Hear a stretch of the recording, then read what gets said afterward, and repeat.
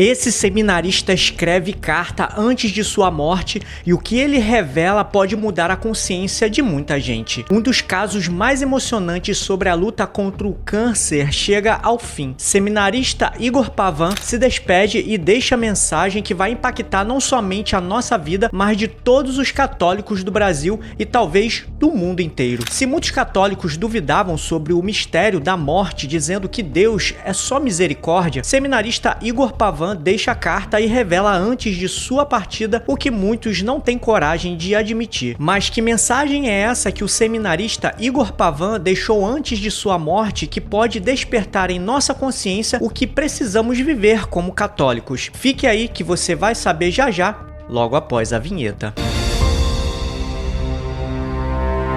Salve Maria Imaculada e viva Cristo Rei! Saudações a todos, que a paz de nosso Deus esteja com todos vocês. É um imenso prazer ter vocês aqui no canal e eu já peço a sua colaboração para que a mensagem que eu estou transmitindo alcance mais pessoas. Deixe seu like aí, que é muito importante e não vai te custar nada. E se na hora do like aparecer hypar, clica nele também para que esse vídeo possa ser mais impulsionado. Inscreva-se no canal e ative o sininho das notificações para não perder os próximos vídeos, ok? Após muito sofrimento, angústia e dores por consequência do câncer, Igor Pavan dá seu último adeus por carta e revela segredos que muitos católicos ainda não entenderam. Mas antes, assista comigo essa mensagem do Padre Francisco de Assis e logo após o vídeo do Igor Pavan.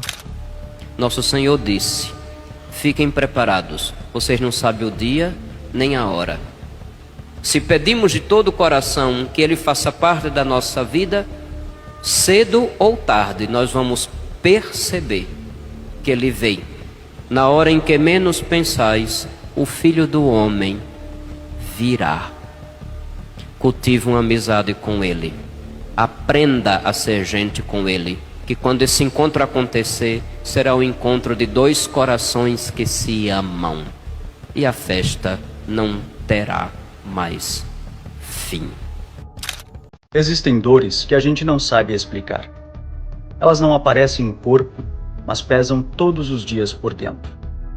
Dores que cansam a alma, que silenciam a oração, que fazem a gente se perguntar em segredo: até quando? Eu sei o que é carregar uma dor assim e tentar ser forte enquanto por dentro tudo está frágil. Houve momentos em que eu não sabia mais o que dizer a Deus, só sabia sentir.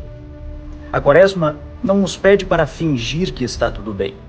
Ela nos convida a fazer algo mais difícil: levar a dor até Jesus. Não para entender tudo, não para ter respostas imediatas, mas para não carregar sozinho aquilo que pesa demais. Jesus não fugiu da dor humana. Ele entrou nela, ele conhece o sofrimento por dentro. E foi ali, no lugar da dor, que ele me encontrou. Quando eu entreguei a minha dor a ele, ela não desapareceu de imediato, mas deixou de ser vazia. Caminhar com Jesus na Quaresma mudou a forma como eu carrego aquilo que dói. Então é natural que a aprovação venha justamente, né, para aqueles que também seguem Nosso Senhor. É ali que a gente é aprovado. É nesse contexto de fé por um fio que a nossa fé de fato é checada, né? Até que ponto eu estou com Nosso Senhor, até que ponto eu não estou. É evidente, aquela frase faz todo sentido, né? Deus não dá um fardo maior do que aquilo que eu possa carregar. Isso é evidente. E eu sou testemunha disso também. Há algum tempo atrás eu não me imaginaria passando por uma situação que eu passei. E se eu enfrentei de alguma forma bem, não é por mérito meu, né? É porque Deus me ajudou. Deus colocou pessoas na minha vida que me sustentariam, né? Deus me deu meios para resistir a certas provações. Deus me deu forças para momentos que estaria completamente fragilizado. Então, se tem alguma coisa de boa que possa ser extraída dessa provação, é graça dele. Agora, acompanhe comigo a carta que ele deixou escrito antes de sua morte. Se estás lendo isso, é sinal de que a luta chegou ao fim, pelo menos desta margem do rio. Não chore muito por mim, ou se chorares, que seja como quem chora ao ver o pôr do sol. Com saudade, sim, mas também com um certo encanto. Passei a vida tentando ser mais do que um nome, tentando ser resposta. No final das contas, fui apenas um menino tentando amar a Deus com tudo o que tinha e com tudo o que faltava também. Tive câncer, mas o câncer não me teve.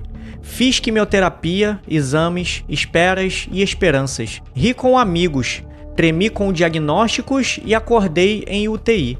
Houve dias de glória e outros de chão frio, mas em cada um o Senhor esteve comigo. Às vezes em silêncio, às vezes me arrancando gargalhadas. Foi uma história estranha, mas bonita. E é isso que importa. Morri jovem, é verdade. Mas quem disse que juventude é desperdício? Morri inteiro, mesmo aos pedaços. Morri em paz. Morri sabendo que a cruz não foi o fim de Cristo e nem seria o meu. Aos meus médicos, minha reverência. Aos meus amigos, meu afeto. À minha família, meu amor e gratidão. E aos que feri nesta vida, que me perdoem agora e me ofereçam uma Ave Maria por caridade. Se puderem, lembre-se de mim na missa. Nada me honraria mais do que estar, mesmo já tendo partido, aos pés do altar. Agora enfim descansei, mas o amor não morre. Nele permanecemos juntos. Nos vemos quando Deus quiser.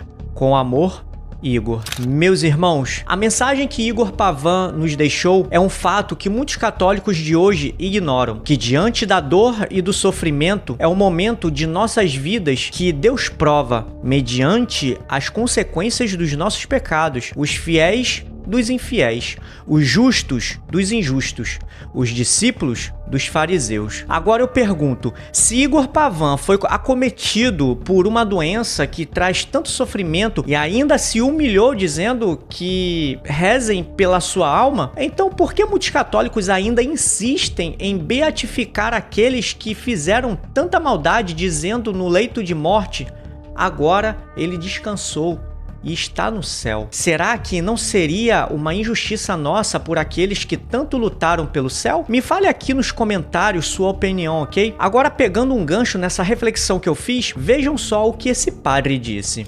E a gente se sente em paz nos nossos pecados.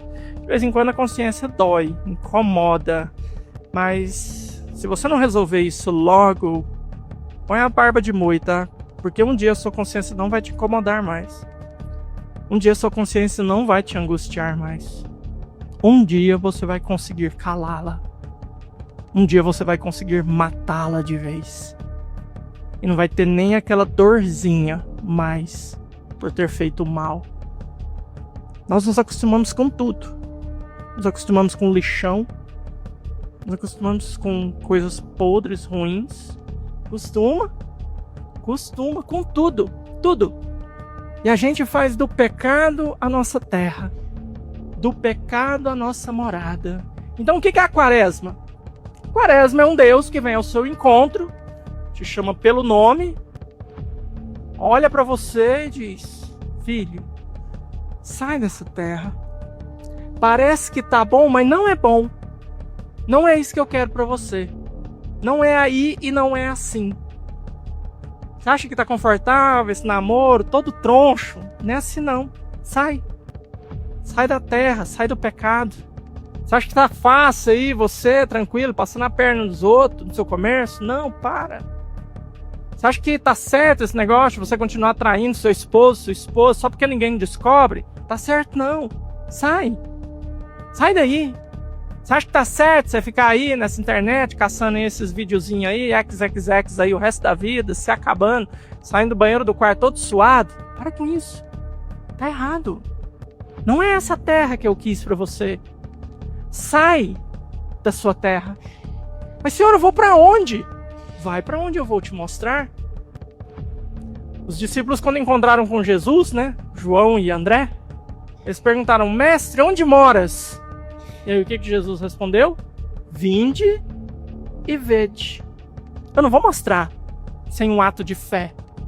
Eu não vou mostrar sem que você dê um primeiro passo e se comprometa comigo. Foi essa a proposta para Abraão. Foi essa a proposta para João e André. Essa é a proposta para mim e para você todos os dias. Sai da sua terra. vai para onde eu vou te mostrar. Num país tomado pela teologia da libertação, em que os valores do verdadeiro evangelho ficam em segundo plano, como é importante ter exemplos de vida como a do Igor Pavan. Agora, imagina quantos jovens hoje não foram despertados para a vocação religiosa através do seu testemunho. Eu sei que é muito cedo ainda para dizer, mas será que o Igor pode ser um dos próximos santos brasileiros? Deixe aqui sua opinião nos comentários. Agora vejam um pequeno trecho da missa de corpo presente e o testamento que Igor deixou. Ele foi um jovem como tantos outros, participou desses encontros, conviveu com seus amigos, sonhou com o futuro. Mas havia algo que marcava profundamente a sua vida. Eu, pessoalmente, devo dar até o testemunho, conheci o Igor na Crisma, quando ele recebeu o sacramento da confirmação aqui. Naquela oportunidade, ainda conversei com o Padre Neucir. Será que esse guri não tem vocação para o seminário? O Padre Neucir me falou da família, falou tantas coisas bonitas a respeito do Igor. Mas uma coisa marcava profundamente a sua vida, e sempre marcou: a seriedade que ele levou adiante a sua fé cristã, a sua confiança em Deus. Hoje aqui diante do seu corpo, nós todos somos chamados a perguntar o que Deus, que já nos ensinou tanto com a vida deste nosso irmão, o que Ele quer nos ensinar neste dia, através da morte deste jovem. Refletindo, eu pensei que nós podemos aprender 3 grandes lições do Igor. A primeira lição é essa: ele viveu intensamente a sua vida. E porque entendia, e aí está a primeira lição, que a vida é um dom precioso. E a doença fez com que ele entendesse ainda mais profundamente que, além de ser precioso, este dom, ele é também passageiro. Os jovens muitas vezes vivem como se o tempo fosse infinito, como se sempre houvesse um amanhã para mudar de vida, para voltar para Deus, para levar a fé mais a sério. A vida do Igor nos lembra que cada dia é um dom de Deus. Cada dia é uma oportunidade de amar, de servir, de fazer o bem, de ir ao encontro dos outros para oferecer algo de bom, como ele tanto fez nestes últimos tempos, incapacitado de ação direta, fazia através das redes sociais. A segunda lição é que a fé é a verdadeira força da vida de uma pessoa. Não a saúde, não o conhecimento, não a situação econômica, financeira, mas o que de fato sustenta uma pessoa é a fé. Mesmo nos piores momentos, nas situações mais difíceis e desumanas do sofrimento causado por esta doença, o Igor nunca perdeu a fé. Nunca deixou de rezar. Até quando ele, muitas vezes, não escutava a voz de Deus, não conseguia escutar a voz de Deus, mas ele nunca abandonou a fé. Quando a doença chegou, este jovem poderia ter se transformado numa pessoa revoltada, poderia ter se fechado, teria todas as razões para se enclausurar em si mesmo. E ele entendeu que o que Deus lhe pedia naquele momento era que, a partir da sua doença, ele pudesse evangelizar, ele pudesse de verdade ser um testemunho vivo de Cristo, marcado pela dor e pelo sofrimento. Foi justamente ali que a sua fé apareceu com mais força. Ele mostrou que a fé não é apenas para os momentos fáceis. A fé é sobretudo para as horas difíceis. Queridos irmãos, para o Igor e para nós também, a fé não pode ser um sentimento bonito, vivido em encontros ou retiros. A fé é uma força real que sustenta o dia a dia, assim como sustentou a vida deste nosso irmão. A terceira lição que o Igor nos ensina é que vale a pena entregar a vida a Deus. Igor sentiu o chamado de Deus ao sacerdócio. Levou muitos anos discernindo este chamado, sem ter certeza de que de fato era o que Deus queria dele. Participou conosco na diocese de inúmeros encontros vocacionais. E quando terminava o encontro, tanto o bispo como os padres que estavam ali orientando o encontro perguntávamos a ele, então, Igor, e agora? Vamos entrar no seminário? E ele, ainda não, mais um pouquinho, tenho paciência. A mim ele me disse isso. Eu falei, não, paciência a gente tem infinitamente, mas tem que decidir, tem que tomar uma decisão. Não, mas eu ainda não me sinto preparado. Até finalmente o dia em que ele me disse que iria de fato entrar no seminário. Ele entrou no nosso seminário diocesano, desejando ardentemente servir a igreja como sacerdote. A doença, porém, interrompeu este caminho. A fragilidade da saúde obrigou-o a deixar o seminário. Mas o seminário não saiu do Igor. Ele deixou de morar no seminário, mas continuou com este desejo encravado na sua alma. Humanamente, a doença, pode parecer que a doença lhe colocou um limite, interrompeu o seu caminho. Mas Deus escreve a história de modo mais profundo do que os nossos cálculos humanos. Há apenas 2 dias, a meu ver, em um gesto profundamente significativo, Igor foi novamente acolhido no corpo do seminário, no seminário maior da nossa diocese. Voltou, como nós dizemos, para casa, para o lugar onde o seu coração sempre esteve. Um grande amigo do Igor nos despertou para esta realidade. Portanto, ele morreu como seminarista da nossa diocese de Frederico Westphalen. Talvez alguns pensem, puxa, que vocação interrompida, que projeto inacabado. Mas diante de Deus não há vocações fracassadas. Deus chama cada pessoa para uma missão única. E às vezes essa missão não consiste em chegar ao final, ao objetivo final, mas em testemunhar a fé na cruz. Igor não chegou ao sacerdócio ministerial, mas junto ao seu corpo, dentro do caixão onde ele está, há nas suas mãos uma estola sacerdotal, como é costume que a igreja tem de fazer com os seminaristas. Não colocar vestido da estola, mas colocar nas mãos, simbolizando que quando se chega ao céu, se apresenta a Deus o projeto de vida que se tinha. O projeto de vida do Igor era o sacerdócio. Na doença, no sofrimento, na aceitação da vontade de Deus, ele fez de sua vida uma missa, uma oferta a Deus. Uniu a sua dor ao sacrifício de Cristo. E aqui encontramos uma luz profunda na mensagem que este jovem deixa a todos nós e à igreja. A mensagem que está expressa no Salmo: o Senhor é o meu pastor, nada me faltará. Ainda que eu atravesse o vale escuro da morte, não temerei mal algum, porque tu estás comigo. Testamento espiritual. Em vossas mãos, Senhor, entrego o meu espírito. Sentindo a possibilidade do deslance e do encontro com o juiz, cujo dia e hora somente ele conhece, mas consciente das minhas condições de saúde e das debilidades que me acompanham, decidi escrever estas linhas como meu testamento espiritual. Nada sei sobre o tempo que ainda me será concedido. Sei, porém, que a vida é breve e cada dia é uma preparação silenciosa para comparecer diante daquele que é a verdade.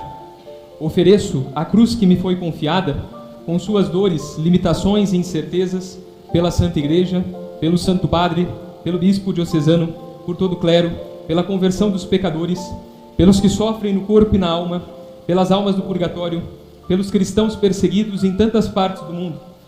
Ofereço-a também em reparação pelos meus pecados e pelos pecados do mundo. Sei que o sofrimento por si só não santifica automaticamente. Ele pode endurecer ou purificar. Em minha fraqueza, reconheço que muitas vezes fui infiel. Contudo, posso testemunhar que a dor me ensinou a não permanecer afastado de Deus por muito tempo. Como um cavalo indócil que tenta fugir, fui mantido nas rédeas pelo Senhor, que se serviu do sofrimento para impedir minha fuga definitiva. Se hoje permaneço, é por misericórdia, não por mérito. Peço perdão de modo particular e público a todos os que foram afetados por minhas iniquidades, palavras, omissões ou escândalos, Aqueles a quem prejudiquei direta ou indiretamente, rogo que me perdoem. Confio que Deus saberá reparar aquilo que eu não soube ou não pude reparar suficientemente. Agradeço aos meus familiares que me sustentaram com amor paciente, aos amigos que permaneceram, aos profissionais de saúde que me serviram com competência e humanidade, e a todos os benfeitores que, de modo visível ou oculto, aliviaram meu caminho. Cada gesto foi instrumento da providência. Rogo à advogada Maria Santíssima que me ampare na hora decisiva e interceda por mim junto a seu Filho.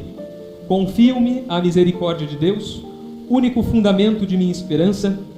Se for chamado, peço ao Senhor que me conceda o descanso eterno, enquanto aguardo na comunhão dos santos a ressurreição da carne e a vida do mundo que há de vir.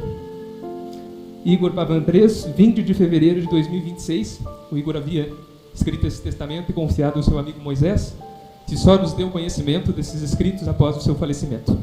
Nós cremos na vida eterna e na feliz ressurreição. Se você já acompanhava o Igor Pavan, ou se conhecia, ou se você se emocionou por conta de sua história, escreva aqui nos comentários: dai-lhe, Senhor, o descanso eterno ao Igor Pavan e brilhe para ele a vossa luz perpétua. Não esqueça também de dar o seu like e, se aparecer o botão de hypar, clica nele também e compartilhe esse vídeo com seus parentes e amigos para que mais pessoas conheçam nossa fé católica. Eu vou ficando por aqui, até o próximo vídeo e que viva Cristo Rei!